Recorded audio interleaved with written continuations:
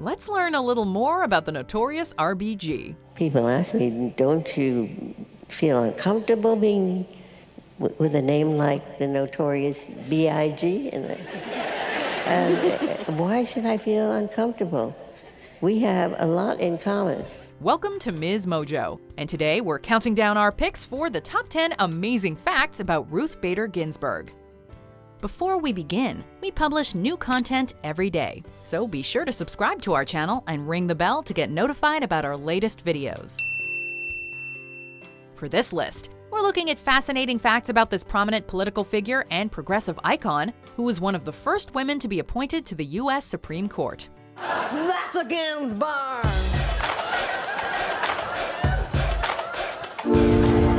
Number 10. She's multi-talented, but she's not good at everything. We're familiar with Ruth Bader Ginsburg because of her incredible career accomplishments, but it turns out politics isn't the only area where she thrives.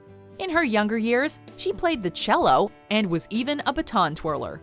Before you start to feel too bad about yourself, though, know that RBG is also supremely relatable and has areas in which she struggles, like driving, for example. She allegedly failed her driver's ed exam the first 5 times she took it. She's also a notoriously terrible cook, with her late husband saying, quote, "Ruth is no longer permitted in the kitchen by the demand of our children, who have taste." So is she really such a horrible cook? Yes. Oh, yeah. To this day, I still can't eat swordfish after what she did to it. It wasn't until I was 14 that I encountered a live vegetable. Number 9. She works on her fitness. Even in her 80s, RBG takes her fitness regimen seriously, doing 20 push-ups a day. They're real push-ups, right? They're not girl push-ups. No, they are very real. She said, quote, "I do 10, and I breathe, and then I do 10 more. But that's not the hardest part. After that, I do a 30-second plank."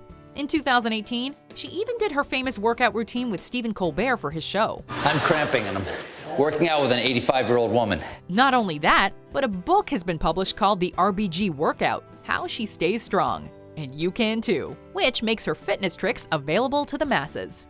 Despite breaking 3 ribs in a fall in late 2018, she is a strong cookie. All right, if she can do it, we definitely can too. Number 8. She loves opera.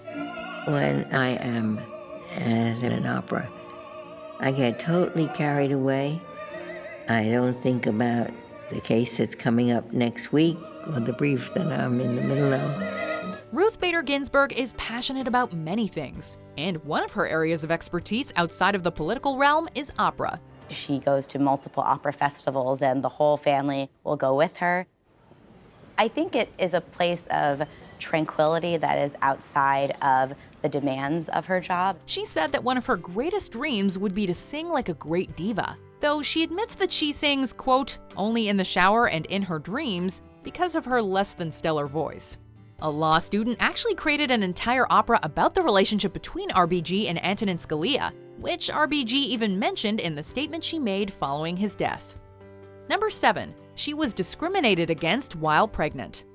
When RBG and her husband were newly married, they moved to Fort Sill, Oklahoma for his work in the Army. Never one to rest on her laurels, Ginsburg was hired as a claims adjuster after passing the civil service exam. She soon let her bosses know that she was pregnant, and then mysteriously her pay was cut and her civil service ranking was diminished. She learned from this instance in her own past, and when she was working as a professor at Rutgers University, she kept her second pregnancy a secret for as long as possible to avoid further discrimination.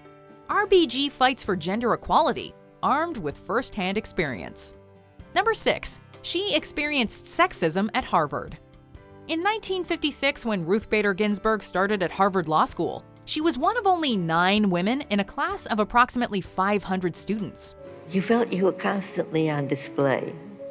So if you were called on in class, you felt that if you didn't perform well, you were failing not just for yourself, but for all women. That year, Erwin Griswold was the dean of Harvard Law, and one night, he invited all the female students to have dinner with him.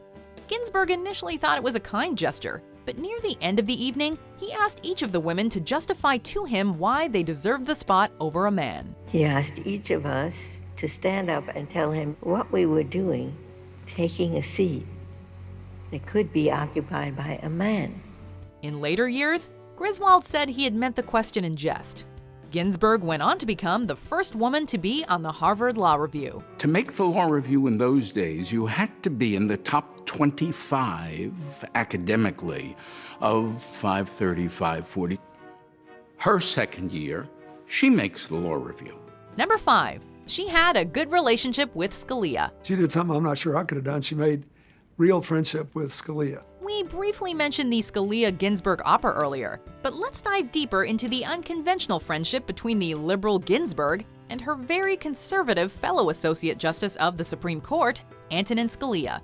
There has perhaps never been a more unconventional pairing on the bench, and yet these two managed to find common ground and fostered a beautiful friendship despite their differing political views. He is a very funny fellow. She's a very nice person. She likes opera. You know, what's not to like? Except her views of the law, of course.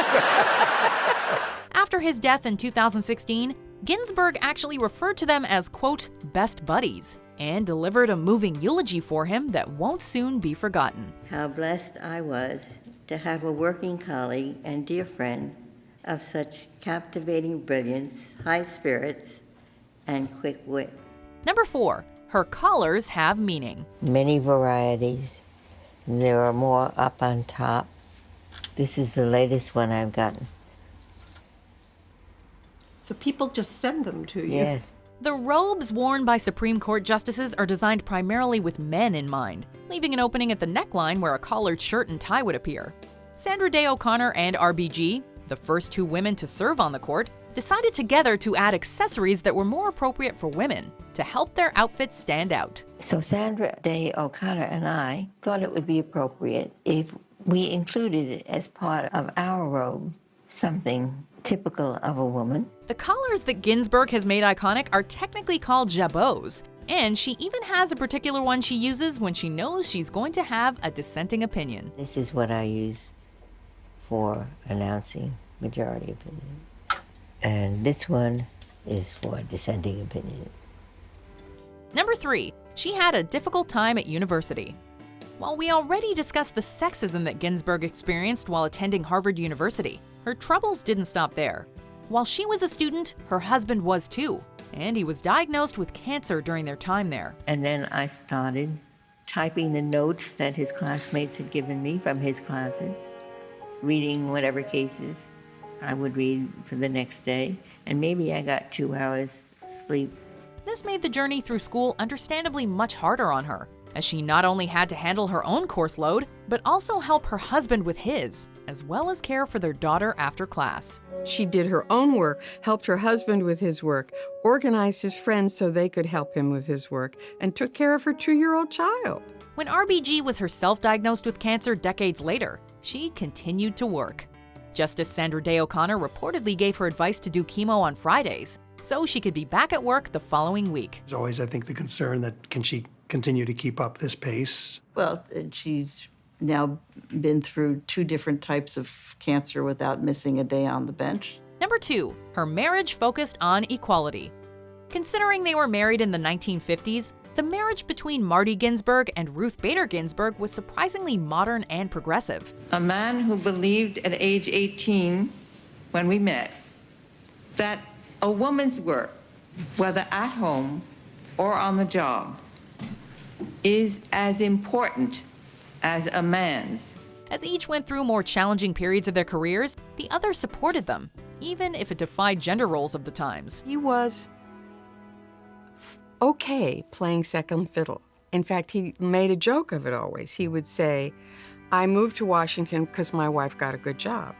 Marty was an excellent cook, and after his death in 2010, a book of his recipes was even published by the Supreme Court Historical Society.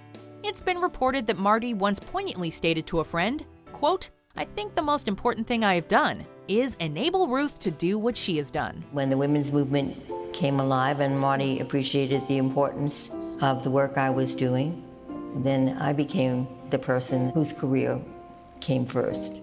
Before we unveil our number 1 pick, here is an honorable mention. She will work until 2, 3, 4, 5 in the morning, sometimes even later. Number 1. She has a favorite amendment. Not everyone can say they have a favorite amendment to the United States Constitution, but you can bet RBG does. She calls the 14th Amendment the one she likes best, which is also generally recognized as one of the most important. That this Constitution is the highest law of the land. The 14th Amendment has a clause that you all should know about. It states that all persons born or naturalized in the United States will be granted citizenship. And nor shall any state deny to any person the equal protection of the laws. After the Civil War on July 9, 1868, it was officially adopted as part of the Reconstruction Amendments. It's an issue that, even 150 years later, is still very much in the headlines and is a very hot political topic. Do you agree with our picks? Check out these other great clips from MsMojo, and be sure to subscribe and ring the bell to be notified about our latest videos.